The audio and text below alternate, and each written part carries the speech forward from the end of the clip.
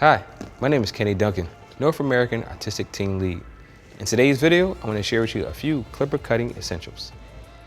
Choose the length of hair desired to remain and then select the attachment comb that will be used to achieve that length.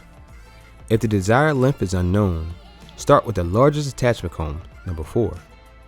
Place your selected attachment comb on the Andis Ultra clip with the teeth of the attachment comb touching the teeth of the clipper first.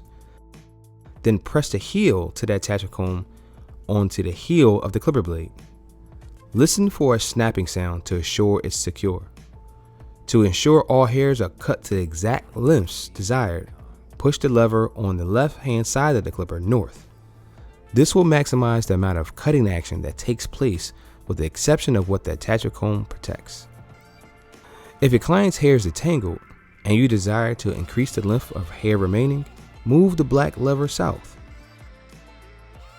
Once you have decided on the desired length, you can move on to the next step. To hold your Andis Ultra clip correctly, hold your tool horizontally with your thumb on the top of the clipper and your 4 fingers underneath the clipper with the clipper blades pointed north. Use your thumb to turn the clipper on by moving the black button on the left-hand side towards the blade. Hold the Andis Headliner 2 trimmer with the blades facing south and your thumb slightly behind the trimmer blade. There you have it.